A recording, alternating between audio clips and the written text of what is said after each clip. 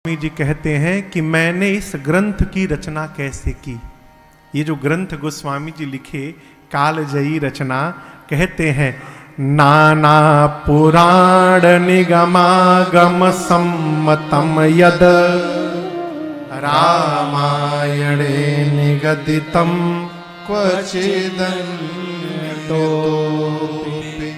स्वान्तः सुखाय तुलसे रघुनाथ गाथा भाषा निबंध मतिमन जुलमातनो। गोस्वामी जी कहते हैं नाना पुराण, 18 पुराण हैं। कितने? 18। कितने पुराण है बच्चों? 18 पुराण है। 18 समझ में आ रहा है ना? 18 ये भी समस्या है आजकल। हाँ। हिंदी के गिनती याद ही नहीं किसी को। देखिए, दुनिया की सब भाषा सीखिए, लेकिन अपनी मातृभाषा को भी सीखने का प्रयास करिए। क्यों? आपको एक बड़ी सूक्ष्म बात निवेदन करता हूं। यहां बुंदेलखंडी भी लोग हैं, छत्तीसगढ़ी भी हैं, बंगाली भी हैं, उत्तराखंड से भी हैं, बिहार के भी हैं, उत्तर प्रदेश के भी हैं। आदमी दुनिया की सब भाषा जब बोलने लगता है, लेकिन जब रोता है ना, तो वो अपनी मातृभाषा में रोता है। बंगाली जब रोना शुरू करेगा तो वो माय गॉड नहीं बोलेगा, वो मागो मागो बोलेगा। बिहार के रहने वाले जब रोते हैं तो माई रे कहेंगे। क्यों? दुख में अपनी माँ ही याद आती है, हो बाहर की मम्मी याद आने वाली नहीं है। अपनी मातृभाषा विपत्ति में याद आती है। सीखना चाहिए, मनुष्य को बहुत भाषाएं सीखनी चाहिए। आप जितनी भाषाओं की जानकारी रखेंगे उतने अधिक लोगों तक आप पहुंच सकते हैं। लेकिन नए को जानने का अर्थ ये नहीं है कि पुराने को भूल जाना। ये विकास नहीं है माई बाप, ये विनाश है। इसलिए अपनी जो संस्कृति है, अपनी जो भाषा है, उसको जानने का प्रयास करिए। हिंदी सीखिए, ककहरा सीखिए, कख गग सीखिए। प्राउड करिए कि हम भारतीय हैं और हम हिंदी बोलते हैं। अकारण अंग्रेजी न बोलना जाए। ये तो इतनी बड़ी समस्या है, जिसको देखो अंग्रेजी बोले जा रहा बिना मतलब में। अरे जहां आवश्यकता है वहां बोलो भाई। हाँ, घर ही में कहे क्यों कोई अन्यथा न लीजिएगा। अपनी भाषा का सम्मान यदि हम नहीं करेंगे तो हमसे बड़ा अभागा दूसरा कोई नहीं हो सकता संसार में। जितने विकासशील देश हैं, विकसित देश है, विकासशील नहीं, विकसित। चाइना में जाइए, उनकी अपनी भाषा में पढ़ाई होती है। जापान में जाइए, उनकी अपनी भाषा में पढ़ाई होती है। हम उधार की भाषा रटे जा रहे हैं। क्यों रटे जा रहे हैं कुछ नहीं मालूम। 18 पुराण हैं। कितने पुराण हैं? 18। 4 वेद हैं। कितने वेद हैं? 4। 18 पुराण, 4 वेद, 6 शास्त्र, और इसके बाद जितने रामायण कितने 100 करोड़ से ऊपर। कितने रामायण हैं? 100 करोड़ से ऊपर। रामायण शतकोटि अपार। अब आप कहोगे महाराज इतने रामायण कैसे हो गए? एकदम सिंपल इसका उदाहरण देता हूं। यहां हॉल में कितने लोग बैठे हैं? गेस, अनुमान लगाइए। 300, 400, 300 लोग होंगे। 500 लोग हैं, ठीक है, मान लिए 500 है। 500 लोग हैं। कथा के बाद हॉल से बाहर निकलेंगे, पूछा जाएगा कि आज आपने क्या सुना। 500 लोग क्या एक ही तरह का उत्तर देंगे? कहिए। नहीं, सबके उत्तर अलग अलग होंगे। सुने एक ही जगह, एक ही बात सुने, लेकिन सबके उत्तर अलग अलग हो जाएंगे। क्यों? जिसकी जितनी मति है, जितनी चेतना है, और जो जितना समझ पाया है, वो उतना ही बताएगा। उसी प्रकार भगवान के साथ जितने लोग लीला में लगे रहे, जितने बानर, जितने मुनि, कोल, भील, सबने एक एक राम कथा की रचना की, एक एक रामायण सबने लिखी, और इसलिए रामायण की संख्या 100 करोड़ से ऊपर हो गई।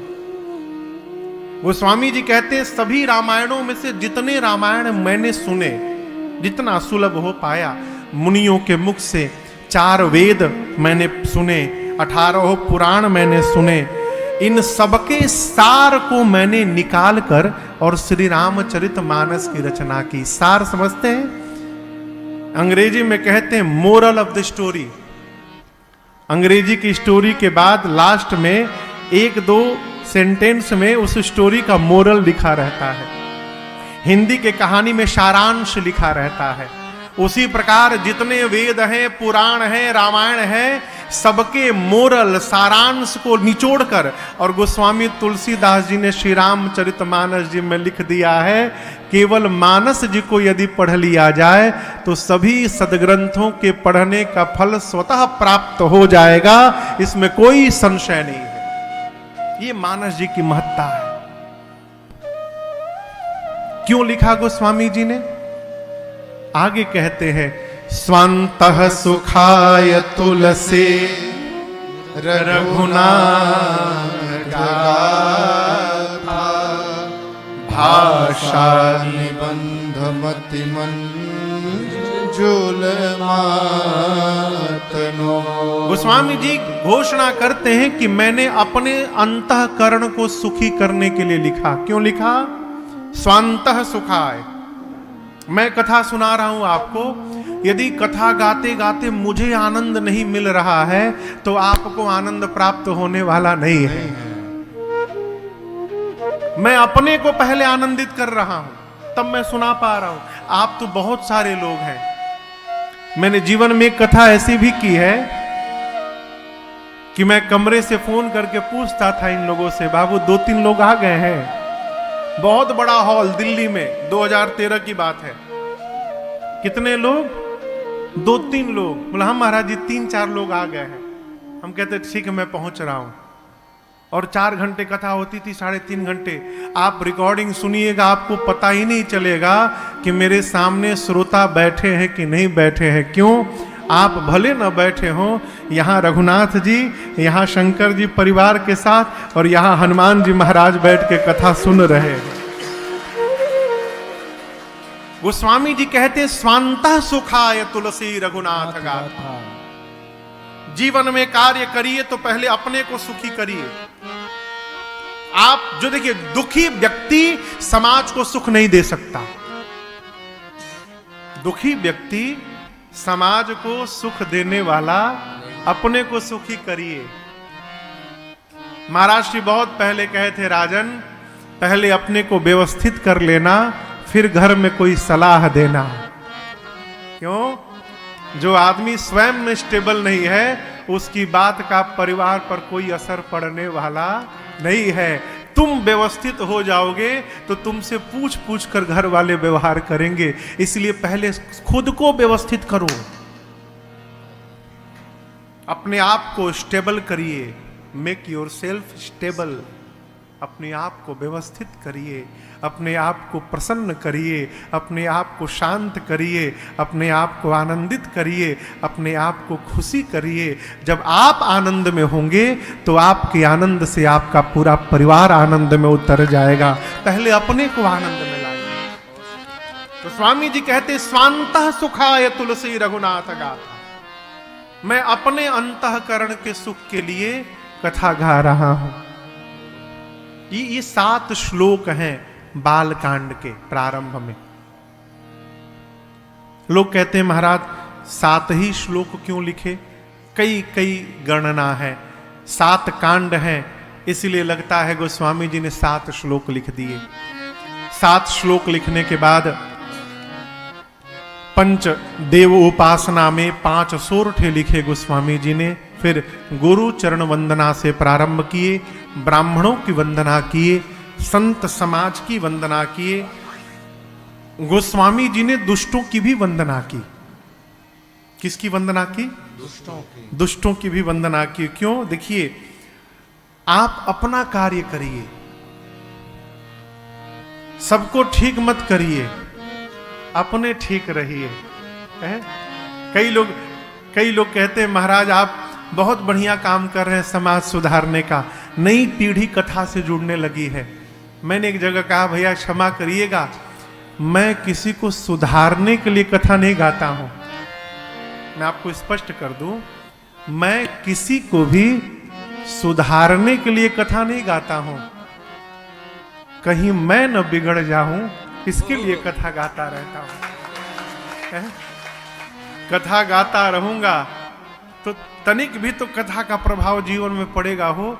कथा सुन के जिसको सुधरना होगा अपने आप सुधर जाएगा। गोस्वामी जी कहते हैं सिय राम मैं सब जग जानी। जो साधु हैं, असाधु हैं, दुष्ट हैं, सज्जन हैं, सबके भीतर गोस्वामी जी को श्री सीताराम जी का दर्शन हो रहा है। इसलिए करऊं प्रणाम जोरी जुग पानी।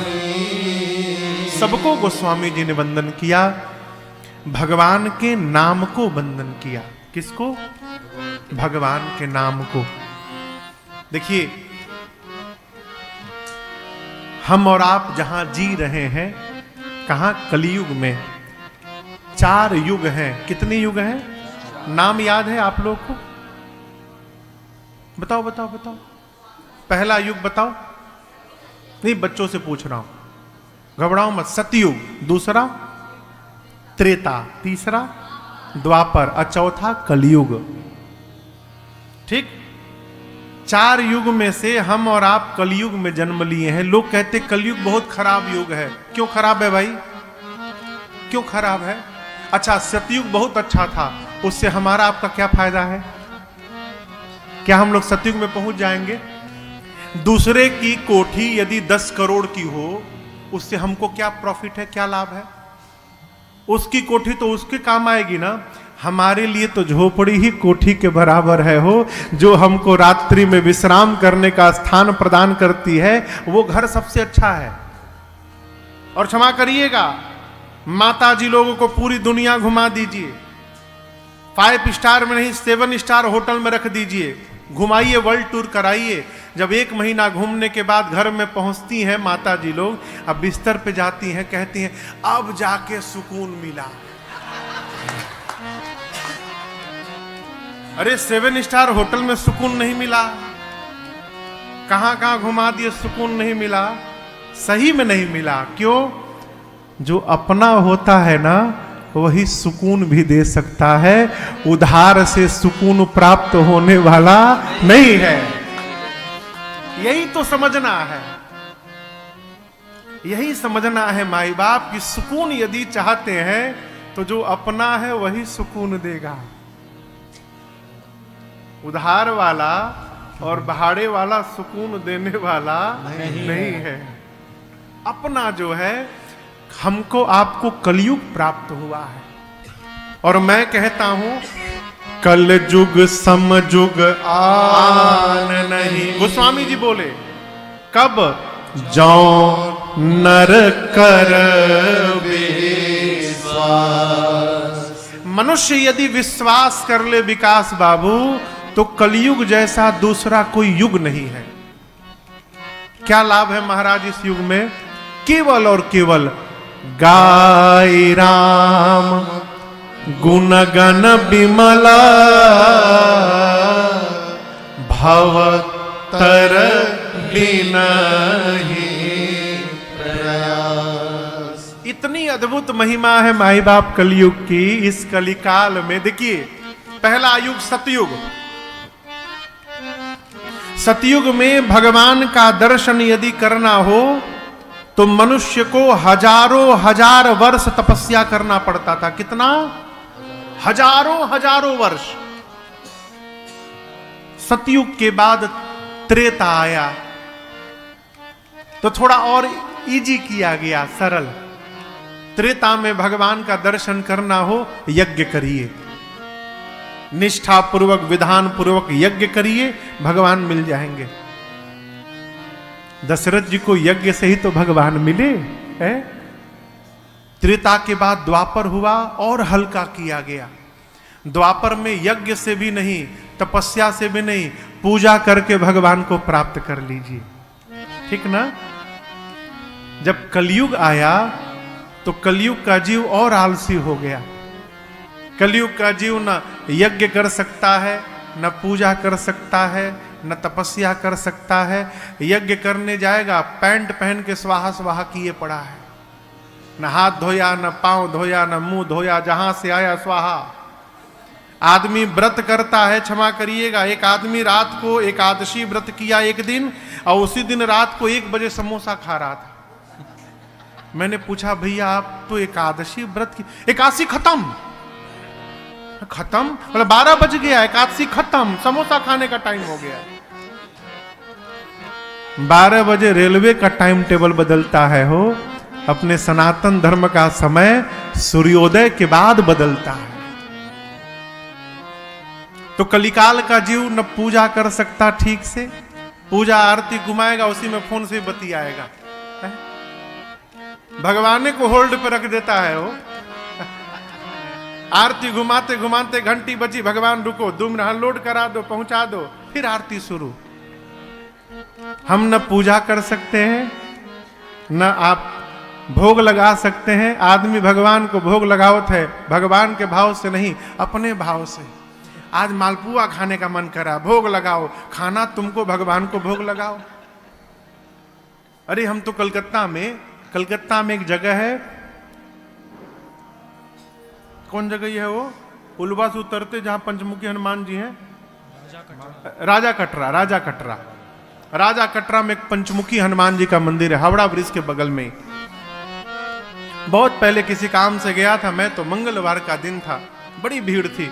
मैं भी सोचा श्री हनुमान जी के सामने खड़े होकर एक बार श्री हनुमान चालीसा जी का पाठ कर लूं। मैं पाठ करने लगा। अब इतनी भीड़, उस दिन बहुत भीड़ होती है मंगलवार को वहां। एक कोई सेठ जी थे, 2 किलो लड्डू लेके आए, बढ़िया लड्डू। किसके लिए लाए? हनुमान जी को भोग लगाने के लिए। अब भीड़ थी बहुत ज्यादा, बेचारे पंडित जी के पास टाइम नहीं कि लड्डू ले फिर जाएं हनुमान जी के पास उठा के चढ़ावें, तब तक इधर 5 गो भगत को निपटाएंगे पंडित जी। पंडित जी लिए डब्बा, 2 किलो का लड्डू, ढक्कन खोले और खड़े खड़े जय हनुमान जी। तो 2 किलो में से 1.5 किलो लड्डू हनुमान जी ले गए। आधा किलो के आसपास लड्डू बचा होगा डब्बे में, वो बंद किए, सेठ जी को दिए। सेठ जी खोले, सब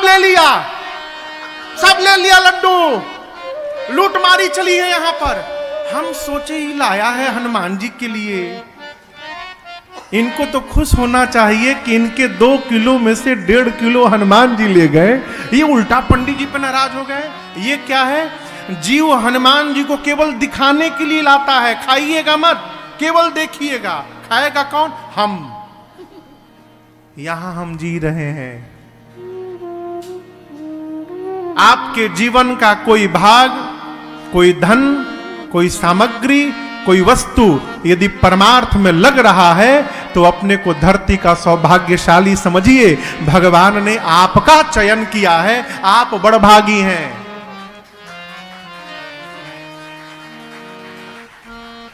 अभी आज ही दिन में बात हो रही थी, मैं पिछले साल दुबई गया ना, तो किसी ने हमको एक सोने की ब्रेसलेट दी, हाथ में पहनाया, दुबई में, पिछले साल, इस साल नहीं।